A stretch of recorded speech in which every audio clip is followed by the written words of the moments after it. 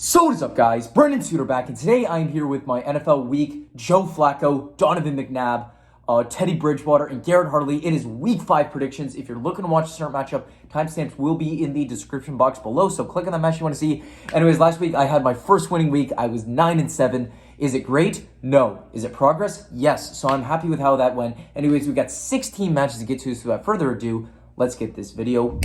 So we are starting off with our Thursday Night Football matchup between the Indianapolis Colts and the Denver Broncos, both teams that Peyton Manning played for. Starting off with the Colts, I can never get a grasp on these guys. Yeah, they beat up on the Chiefs in Week 3, but they followed up with a 24-17 loss to the Tennessee Titans. Matt Ryan, not a great game for him. He threw for 356 yards, 2 touchdowns, and a pick. Lead rusher was Jonathan Taylor with 42 yards, and he did go down with an injury, and he is going to be out for this game and for an undetermined amount of time. So that is a huge, huge loss towards your offense. Lead receiver was Mo Alley-Cox, 6 receptions, 85 yards, and 2 touchdowns, followed by Pierce with 4 receptions, 80 yards, and then Granson, 4 receptions, 62 yards. That was pretty much it. And the defense, they were able to handle Matt Ryan decently, but Derrick Henry just ran all over you guys. But to be honest, Derrick Henry's finally finding his footing, so it's a positive for the Titans, but a negative for the Colts. And then the Broncos, I give you some hope. Yeah, maybe you could pull off a win here. Now you lose 32-23 to the Las Vegas Raiders. Russell Wilson threw for 237 yards, 2 touchdowns, no picks. He was also your lead rusher with 29 yards and a touchdown. And then Javonte Williams, he had 28 yards, but he did go out with a torn ACL and LCL. So he's going to be out for the rest of the season, which is a detrimental loss towards the Colts because, Melvin Gordon, dude's fumbling on every carry that he gets. Anyways, but lead receiver was KJ Hamler, 1 reception for 55 yards, followed by Jerry Jeudy, 4 receptions, 53 yards and a touchdown. Then Cortland Sutton, 5 receptions, 52 yards and a touchdown. That was pretty much it. And the defense, they did really struggle a lot, mainly against Josh Jacobs because he had a game against you guys. Anyways, but Broncos are 3.5-point favorites to win this one. And considering that the Colts are not going to have Jonathan Taylor, they've got no offense. Give me the Broncos that they win and cover the spread. And now you have our very next matchup, our first Sunday matchup, which is another London matchup, 9:30 Eastern time. It is a rematch of the 2016 NFC wildcard game between the New York Giants and the Green Bay Packers. Starting off with the Giants, 20-12 victory over the Bears. I'm not that impressed because the Bears, they kind of suck. Anyways, Daniel Jones, he threw for 71 yards, no touchdowns, no picks. So he got injured, so in came in Tyrell Taylor. He threw for 11 yards and a pick. Lead rusher was, of course, Saquon Barkley with 146 yards, followed by Daniel Jones with 68 yards and 2 touchdowns. Lead receiver was Bellinger, 3 receptions, 23 yards, followed by Hudson, 1 reception, 18 yards. Then Saquon Barkley, 2 receptions, 16 yards. That was pretty much it. And the defense, yeah, you locked down the Chicago Bears, but it's the Bears. Their offense has been atrocious, especially under Justin Fields. At this point, there's really not many excuses for him. And then the Packers, you won 27-24 over the Patriots, although it was a very, very sloppy victory, even though you guys were 10-point favorites. Aaron Rodgers was a little sloppy, threw for 251 yards, 2 touchdowns and a pick. Lead rusher was Aaron Jones with 110 yards, followed by A.J. Dillon with 73. But the only guy to have a rushing touchdown was Christian Watson, as he had 15 yards and a touchdown. Lead receiver was Allen Lazard, 6 receptions, 116 yards, followed by Randall Dubes, 5 receptions, 47 yards and a touchdown. Then Randall Cobb, 3 receptions, 42 yards. That was pretty much it. And the defense, they had their struggles with Bailey Zappi. That's really all I need to say. But somehow he nearly pulled out a miraculous win over them, but he didn't. Anyways, Packers are 8-point favorites to win this one, and I'm going to say that they win and cover the spread. Just kind of expose the Giants. Even though they're 3-1, it's a very fraudulent 3-1. And now you have our very first 1 o'clock matchup between the Detroit Lions and the New England Patriots. Starting off with the Lions, what a game against the Seattle Seahawks. Lost 48-45. Jared Goff threw for 378 yards, 4 touchdowns and a pick. He's been really effective this season, and I'll be honest, I was a huge Jared Goff hater. I still am, but honestly, I got to give him some props for how he's done. Lead rusher was Jamal Williams with 108 yards and 2 touchdowns. Lead receiver, TJ Hawkinson, he broke out, had 8 receptions, 179 yards, and 2 touchdowns. Followed that up with Josh Reynolds, 7 receptions for 81 yards and a touchdown. Then Tom Kennedy, 3 receptions, 54 yards. That was pretty much it. And the defense. If you guys had a semblance of a defense, you could have a better record than 1-3, but you got scored, whether it was Rashad Penny or Geno Smith that scored you. Just an absolute embarrassment on defense. And then the Patriots, even though you lost 24-27, you put up a good fight. Brian Hoyer, he had to fill in for Mac Jones. He threw for 37 yards, but he got injured, so in came in Bailey Zappi, and he did all right, threw for 99 yards and a touchdown. Lead receiver was Damian Harris with 86 yards and a touchdown. Followed it up, lead receiver Nelson Aguilar, 3 receptions, 46 yards. Devontae Parker, 2 receptions, 24 yards and a touchdown. And then Kendrick Bourne, 2 receptions, 23 yards. That was pretty much it. And the defense, they had some good highlights against the Green Bay Packers, but in overtime, they just couldn't keep them out of field goal range. Anyways, Patriots are 3-point favorites to win this one, but you know what? I'm going to say that the Lions pull off the victory here. Sure, their defense has been really bad, but I think they're going to have a good day, and Bailey Zappi is just going to be a one-game fluke. And now you have our very next matchup between the Pittsburgh Steelers and the Buffalo Bills. Starting off with the Pittsburgh Steelers, it's a new era. It's the Kenny Pickett era, baby. Anyways, but you lost 24-20 to the New York Jets. Mitch Trubisky had a rough game, threw for 84 yards, no touchdowns and a pick. So he gets pulled for Kenny Pickett, and he threw for 120 yards, no touchdowns, and 3 picks. Then lead rusher was Najee Harris with 74 yards, but Kenny Pickett was your third leading rusher, but he did have 2 rushing touchdowns, which is like his only highlight, because once again, 3 picks. That's pretty bad. Anyways, lead receiver was George Pickens, 6 receptions, 102 yards, followed by Pat Freiermuth, 7 receptions, 85 yards, and then Deontay Johnson, 2 receptions, 11 yards. That was pretty much it. And the defense, sure, they did all right against the Jets in the first half, but the second half, the defense just completely fell apart. And then the Bills, clutch 23-20 victory over the Baltimore Ravens. You were down 20-3, and you clawed back for the victory. Anyway, starting off, Josh Allen, his first half, he played like a rookie, but in his second half, he looked a lot better. He barely completed 50% of his passes for 213 yards, 1 touchdown, 1 pick. He also led rushing with 70 yards and a touchdown. Lead receiver was Stephon Diggs, 4 receptions, 62 yards, followed by Devin Singletary, 4 receptions, 47 yards, and then Dawson Knox, 3 receptions, 40 yards. That was pretty much it. And the defense, sure, the beginning was rough against the Baltimore Ravens, but you locked them down in the second half. And considering the injuries that you guys are facing on the defense, that is a damn good performance. And Buffalo, once again, it's a team you don't want to mess with. Even though they have a ton of injuries and there may have been some flaws in their past couple of games, you cannot doubt the might of the Buffalo Bills. They're 14-point favorites to win this one. I'm going to say that they win and cover the spread. They're going to humiliate the Steelers. We'll have our very next matchup, a classic AFC East rivalry between the Miami Dolphins and the New York Jets. Starting off with the Dolphins, I actually hate you guys. The way you've handled Tua Tagovailoa this season has been absolutely disgusting. Obviously, against the Bills, he definitely went out with a concussion, but they ruled it as a back injury, and he possibly did it again against the Bengals. Goes into the Fencers' response. Dude, this could possibly end his career, and you guys brushed it off like it was nothing. What the fuck is wrong with you guys?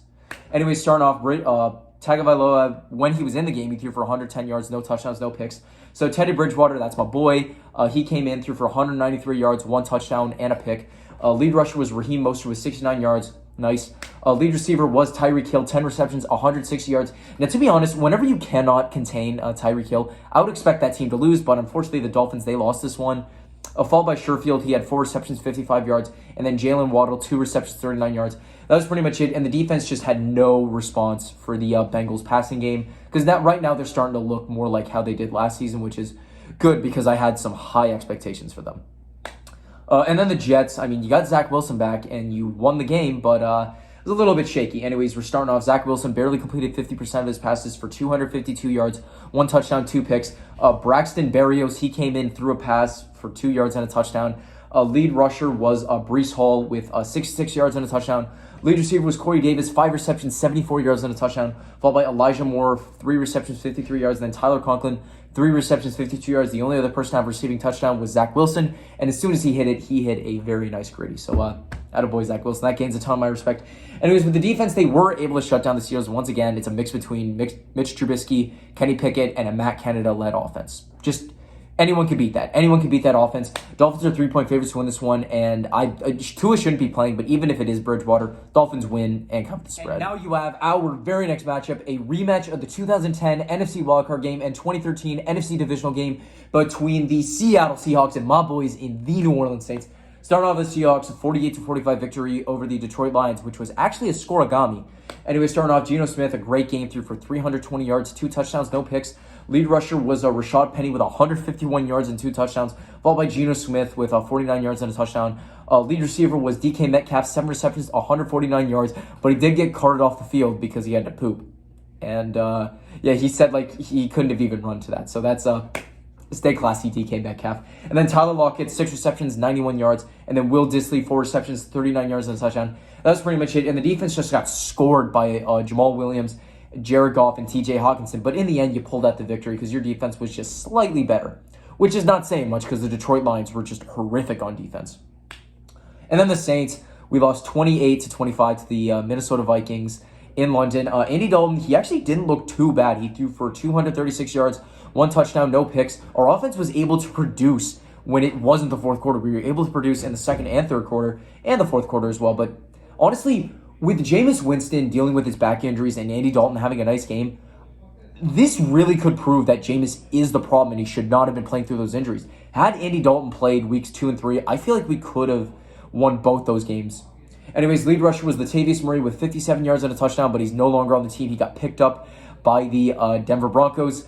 Taysom Hill, he also had a rushing touchdown. Lead receiver, who else but Chris Olave, 4 receptions, 67 yards, and a touchdown. Followed by Marquez Callaway, 3 receptions, 53 yards. And then Adam Trotman, 3 receptions, 37 yards. That was pretty much it. And the defense, they had some trouble against the Minnesota Vikings. Justin Jefferson just had a great day over us. And we lost the game on a double doink.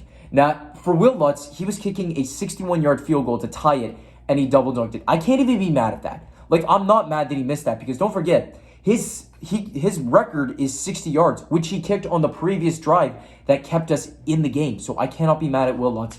Anyways, but the Saints, we're currently 5-point favorites to win this one. I'm going to say that we win and cover the spread. And now you have our very next match of a classic NFC South rivalry between the Atlanta Falcons and the Tampa Bay Buccaneers. Starting on the Falcons, hey, you won. You beat the Browns. That's not bad, even though it's a Deshaun Watson-less Browns.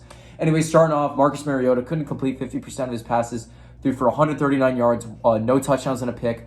Lead rusher was Tyler Aguilar, as he had 84 yards, followed by Huntley, 56 yards and a touchdown. Then Cordero Patterson, 38 yards and a touchdown. That was pretty much it. And for the receiving game, Olamide Zaccheaus led 2 receptions, 55 yards, followed by Kyle Pitts, 1 reception, 25 yards, and then Hesse, 1 reception, 22 yards.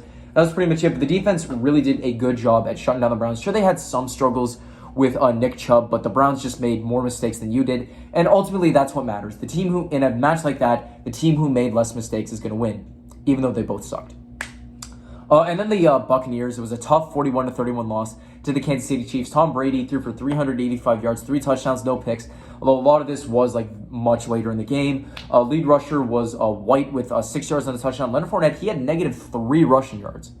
Anyways, but lead receiver, who else but Mike Evans, 8 receptions, 103 yards, and 2 tutties, followed by Chris Godwin, 7 receptions, 59 yards, and then Leonard Fournette, 7 receptions, 57 yards, and a touchdown. That was pretty much it, and the defense just got exposed by Patrick Mahomes and the entire Chiefs offense. But once again, when this Chiefs offense is clicking, it is completely lethal, even though they're without Tyreek Hill. Anyways, Buccaneers are 8.5-point favorites to win this one, and if there's one thing Tom Brady's good at, it's victimizing the Falcons. So the Bucs win and cover the spread. And now you have our very next match of a classic AFC South rivalry between the Houston Texans and the Jacksonville Jaguars. Starting off with the Texans, you lost to the Chargers 34-24. Davis Mills, not his best game, threw for 246 yards, 2 touchdowns, no picks. Lead rusher was Damian Pierce. He had all your carries, 14 carries, 131 yards, and a touchdown. I benched him in fantasy, so I'm not happy. Anyways, lead receiver was Nate Collins, 3 receptions, 82 yards, followed by Brandon Cooks, 7 receptions, 57 yards and a touchdown. Then Rex Burkhead, 5 receptions, 39 yards and a touchdown. That was pretty much it. And the defense just got exposed by Justin Herbert and the Chargers. But once again, Justin Herbert was completely clicking this game, so don't take any shame in that. And then the Jaguars, you lost the Eagles 29-21. But the first quarter for you guys looked amazing. Trevor Lawrence, not his best game, threw for 174 yards, 2 touchdowns and a pick, but he lost 4 fumbles. So a total of 5 turnovers in the game. I don't expect you to win when you turn the ball over 5 times. Lead rusher was Travis Etienne with 32 yards, followed by James Robinson with 29. Lead receiver Christian Kirk, 2 receptions, 60 yards, followed by Jamal Agnew, 4 receptions, 50 yards, and 2 touchdowns. And then Dan Arnold, 1 reception, 26 yards. That was pretty much it. And the defense, they did an excellent job against the Eagles in the first quarter, but it fell apart from there. Anyways, Jaguars are 7-point favorites to win this one. I'm going to say that they win, but don't cover the spread. Now you have our very next match between the Tennessee Titans and the Washington Commanders. Starting off with the Titans, well, you beat the Colts 24-17. Starting off, Ryan Tannehill, all he had to do was game manage for 137 yards, 2 touchdowns, no picks. Lead rusher was Derrick Henry, ran for 114 yards and a touchdown. Lead receiver was Chigoziem Okonkwo. I probably botched the pronunciation, so I'm very sorry. 3 receptions, 38 yards and a touchdown, followed by Derrick Henry, 3 receptions, 33 yards, and then Robert Woods, 4 receptions, 30 yards, and a touchdown. That was pretty much it. And the defense, sure, you did a great job against the Colts at first, but you nearly choke the game away. It's a common theme I've seen with you guys this year that you just can't finish off opponents.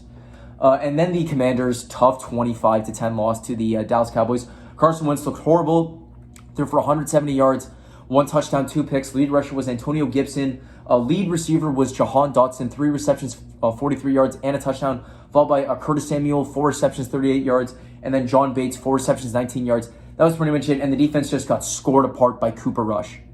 That's pretty much all I have to say. Anyways, the Titans, they're 2.5-point favorites to win this one. I'm going to say that they win and cover the spread, but please maybe finish off your opponent for once. Now you have our very next match, a classic NFC North rivalry between the Chicago Bears and the Minnesota Vikings. Starting off with the Bears, tough 20-12 loss to the New York Giants. Justin Fields, he's just been absolutely horrible as a passer this year, and this proved it. Completed 50% of his passes for 174 yards, no touchdowns, no picks. Fun fact, Cooper Kupp has more receptions on the season than Justin Fields has completions. That is an absolutely terrifying statistic to look at, especially if you're a Bears fan. Lead rusher was Khalil Herbert with 77 yards. Lead receiver was Darnell Mooney, 4 receptions, 94 yards, followed by Khalil Herbert, 1 reception, 24 yards, and then Wesco, 1 reception, 23 yards. And that was pretty much it. And the defense, the only real flaw that I have against you is that you struggled against Saquon Barkley. But that's not even much of a flaw because Saquon Barkley is really good when he's healthy. And he's healthy now, so he's kicking ass. And then the Vikings, a critical 28-25 victory over the New Orleans Saints. Kirk Cousins, not his best game, threw for 273 yards, 1 touchdown, 1 pick. Lead rusher was Dalvin Cook with 76 yards, but Jay Jets had the only rushing touchdown with 3 yards and a touchdown on an end around. He was also your lead receiver, 10 receptions, 147 yards, just gritted all over the Saints, which hurt to see. Followed it up with Adam Thielen, 8 receptions, 72 yards. Irv Smith Jr., 3 receptions, 23 yards, and then Alexander Mattison, 1 reception, 15 yards, and a touchdown. That was pretty much it. And the defense, they had its struggles against the Saints. They bent, but they didn't fully break, and they got bailed out by a double doink. I'm still hurting from that double doink. Anyways, but the Vikings are 7-point favorites to win this one. I'm going to say that they win, but don't cover the spread. For some reason, I feel like Justin Fields is going to keep this close despite how bad he's been as a passer. Now you have our very next matchup between the LA Chargers and the Cleveland Browns. These guys, they faced off last year in one of the best regular season games I've ever seen. It was just an offensive showdown. Now, obviously, with Jacoby Brissett being one of the quarterbacks, it may not be a great offensive showdown, but anyways, let's get into it. Chargers 34-24 victory over the Houston Texans. Justin Herbert, despite the injury he sustained week 2 against the Chiefs, he looked fine, threw for 340 yards, 2 touchdowns, no picks. Lead rusher was Austin Eckler with 60 yards and 2 touchdowns. Lead receiver Mike Williams, 7 receptions, 120 yards, followed by Gerald Everett, 5 receptions, 61 yards, and a touchdown. And Austin Eckler, 6 receptions, 49 yards, and a touchdown. That was pretty much it. And the defense, sure, they did a decent job against the passing game, but they really struggled against the rush. And that was a problem that was very apparent last year. And so far this year, it's starting to rear its ugly head again. And then the Browns, a tough 23-20 loss to the Atlanta Falcons. Jacoby Brissett threw for 234 yards, no touchdowns and a pick. Lead rusher was Nick Chubb with 118 yards and a touchdown, and followed by Kareem Hunt with 49 yards, and then Brissett 16 yards and a touchdown. So honestly, if you could stick to a ground and pound attack against the Chargers, I could really see you guys pulling off a victory. Lead receiver David Njoku, 5 receptions, 73 yards, followed by Donovan Peoples-Jones, 5 receptions, 71 yards, and then David Bell, 2 receptions, 35 yards. That was pretty much it. And the defense, they did okay against the Falcons. Sure, they stopped the pass, but they got exposed by the rush. So honestly, both these defenses have their flaws. Chargers are 2.5-point favorites to win this one. I'm going to say that they win and cover the spread. And now you have our very first 4 o'clock matchup between the San Francisco 49ers and the Carolina Panthers. Starting off with the Niners, once again, proving that you own the LA Rams in the regular season, winning 24-9 over them. Jimmy Garoppolo, he looked okay. Once again, game managed, 239 yards, 1 touchdown, no picks. Lead rusher was Jeff Wilson Jr. with 74 yards and a touchdown. Lead receiver Deebo Samuel doing what he does best with the yards after catch, especially 6 receptions, 115 yards, and a touchdown, followed by Brandon Ayuk, 4 receptions, 37 yards, and then Kyle Juszczyk, 1 reception, 35 yards. That was pretty much it. And the defense, they shut down the LA Rams. Matthew Stafford could get nothing done. That rushing game could do nothing. You shut down an offensive juggernaut, so props out to the 49ers. And then the Carolina Panthers, I fucking hate you guys because every time I have faith in you, you stab me in the back. And every time I sleep on you, you win. So what's it going to be? You guys lost 26-16 to the Arizona Cardinals. Baker Mayfield looked awful, threw for 197 yards, 1 touchdown, 2 picks. Honestly, he's just been a complete mess since his shoulder injury last year. Lead rusher was Christian McCaffrey with 27 yards, but he did lead receiving, 9 receptions, 81 yards, and a touchdown, followed by DJ Moore, 6 receptions, 50 yards. Can someone please free DJ Moore? He deserves to be out of Carolina and with someone else. And then Tremble, 3 receptions, 34 yards. That was pretty much it. And the defense just got scored by the Arizona Cardinals. So really there's nothing I can say about that because these two teams, they're led by horrific head coaches. Cardinals led by Kingsbury and the Panthers led by Matt Rule. Matt Rule's probably going to lose his job soon. I'd say let's go for week 8. He loses his job. If I'm right, someone owes me $20. Anyways, the Niners are 6.5-point favorites to win this one. I'm going to say that they win and cover the spread. Now you have our very next matchup between the Dallas Cowboys and the LA Rams. Starting out with the Cowboys, another win. You're 3-0 under Cooper Rush this season, which is very intriguing. Cooper Rush threw for 223 yards, 2 touchdowns, no picks, and a 25-10 victory over the Commanders. Lead rusher was Ezekiel Elliott with 49 yards, but lead receiver was CeeDee Lamb, 6 receptions, 97 yards on a touchdown, followed by Noah Brown, 3 receptions, 61 yards, and then Ezekiel Elliott, 3 receptions, 32 yards. The only other person to have a receiving touchdown was Michael Gallup, which was pretty impressive. And the defense, they were able to shut down a Carson Wentz-led Commanders, which is not much of an accomplishment, but once again, it's still worth something. And then the LA Rams, I think there's a lot of concerns going around you guys, because once again, the hype that you had going into this season was surreal. And the way you've followed that up has been rather disappointing, especially with Matt Stafford. It's been a rough season for him so far. He threw for 254 yards, no touchdowns and a pick. Lead rush was Darrell Henderson. He could only crack 27 yards. Lead receiver, who else but Cooper Kupp, 14 receptions, 122 yards, followed by Tyler Higbee, 10 receptions, 73 yards. Then Skowronek, 2 receptions, 33 yards. That was pretty much it. And the defense just fell apart to Deebo Samuel and Jeff Wilson Jr. So once again, back to the Rams. In terms of receiving, whenever Matt Stafford and Cooper Kupp aren't connecting, this offense just goes completely nowhere, and it showed. Anyways, but currently the Rams are 5-point favorites to win this one. And despite some of their recent performances, I'm going to say that they win, but don't cover the spread. Cooper Rush is finally going to lose an NFL game. Now you have our very next matchup, a rematch of the 2008 NFC Championship game between the Philadelphia Eagles and the Arizona Cardinals. Starting off with the Eagles, despite a rough first quarter against the Jacksonville Jaguars, you won 29-21. Jalen Hurts looked solid through for 240 yards, no touchdowns and a pick. Lead rusher, though, was Miles Sanders with 134 yards and 2 touchdowns, followed by Jalen Hurts with 38 yards and a touchdown, and then Kenneth Gainwell with 19 yards and a touchdown. So once again, really damaging with the ground and pound attack, which is kind of what I expect out of the Eagles. Lead receiver, though, was A.J. Brown, 5 receptions, 95 yards, followed by Dallas Goedert, 5 receptions, 72 yards, and then Miles Sanders, 2 receptions, 22 yards. That was pretty much it. And the defense did an excellent job against the Jaguars because you forced 5 turnovers. Sure, the first quarter was rough, but once again, it was all gas from there on out. So props out to you guys, the only undefeated team left.